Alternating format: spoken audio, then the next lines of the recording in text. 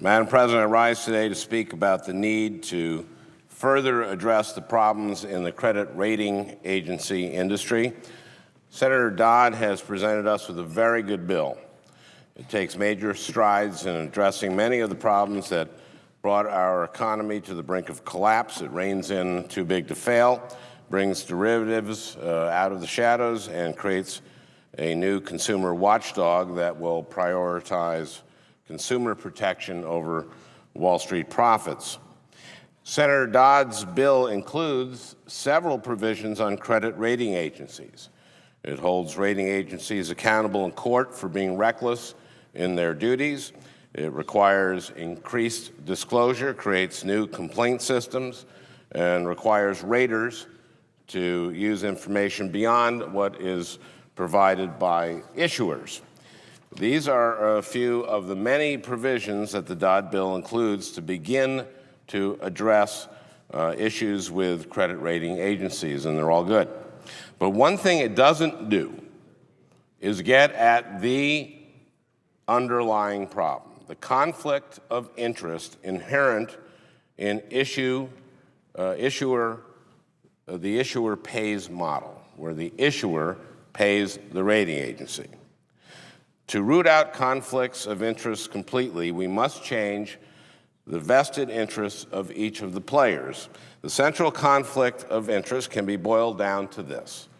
The issuer has an interest in obtaining a high rating so it can sell its product.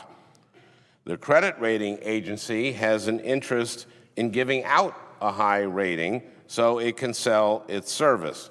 Tom Tolles of the Washington Post depicts the problem quite well in this satirical cartoon. Now here you see the rating agencies, he labels them that, so that's how you know they're them, giving 3 10s to a figure skater labeled Wall Street, and he's kind of fat there. And you see that he says, I pay their salaries. That's why he's getting the 3 10s, or AAA, and yet he's a figure skater and he's dumping trash, really. There you see an apple core, there's a fish head, skeleton, a banana. You don't want those on the ice. You just don't want that. That's bad. And then a little figure here, a little garbage man here at the bottom says, somebody else pays to clean the ice. And that, of course, is us, the taxpayers. And I think after seeing this cartoon, if anyone doesn't support my amendment, I don't know what could do that. Anyway, this actually makes the point very well, is that the issuer is paying the rating agency and hence the AAA.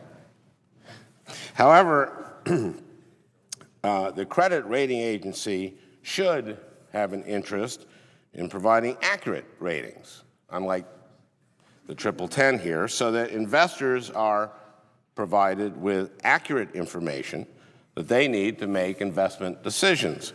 But for the reasons that I just described, there are very few incentives there to provide accurate ratings. The market simply doesn't reward accurate ratings. The best way to fix this problem is to change the way the market works so it rewards accurate ratings. And once we start getting accurate ratings, investors can make better decisions about the products they're selecting for inclusion into pension funds. Having safe products in pension funds protects the retirement security of hard-working Americans. Now, let me give you an example of the perverse incentives that have been driving the credit rating agency thus far. My friend and colleague, Senator Levin, recently held a hearing in the Permanent Subcommittee on Investigations. His investigators released many emails from the industry that reflect the conflicts of interest that drove the system. Here's a good example.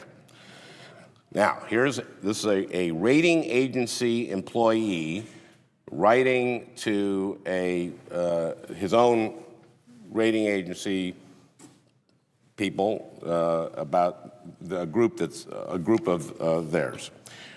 Quote, we are meeting with your group this week, the group that's within the agency, within the rating agency. We're meeting with your group this week to discuss adjusting criteria for rating CDOs of real estate assets this week because of the ongoing threat of losing deals.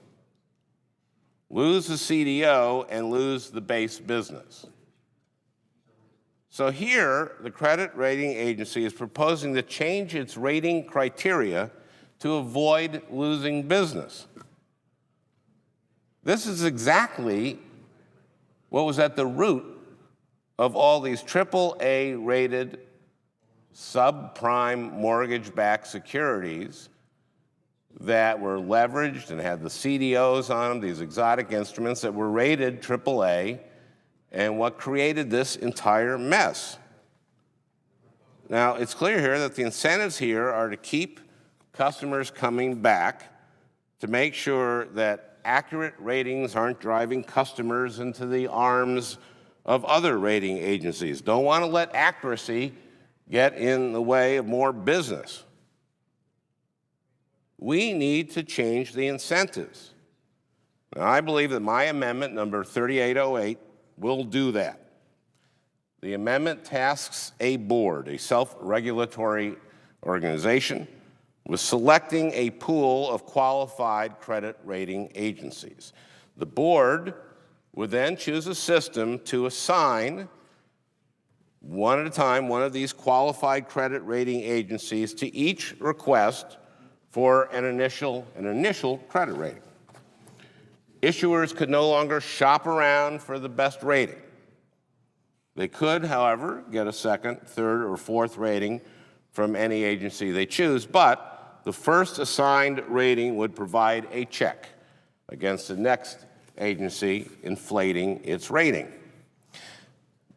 The amendment would require the board to consider a rating agency's past performance and could adjust the number of rating assignments based upon demonstrated accuracy. If a small rating agency began performing extremely well, the board could start giving it more assignments, breaking the oligopoly of the big three raters, which served us very poorly. Or maybe the big three would get their act together under this new system. The point is, when the agencies are finally operating in a market in which accuracy is valued, they will compete on the basis of accuracy. And when accuracy is driving growth, not pre-existing relationships or sweetheart deals, and smaller agencies will have an opportunity to compete and grow, making the industry more robust. So, properly addressing conflicts of interest in the credit rating agency industry necessitates realigning the interests of rating agencies with the interests of investors. The way to do that is by promoting and rewarding accuracy. My amendment will create these incentives, increase accuracy, promote competition and stability, and restore integrity to the credit rating industry system. I thank my colleagues, Senator Schumer, Senator Nelson, for helping me lead this effort, and Senators Whitehouse, Brown, Murray, Merkley, and Bingaman for joining us. Thank you, and Madam President, and I yield the floor.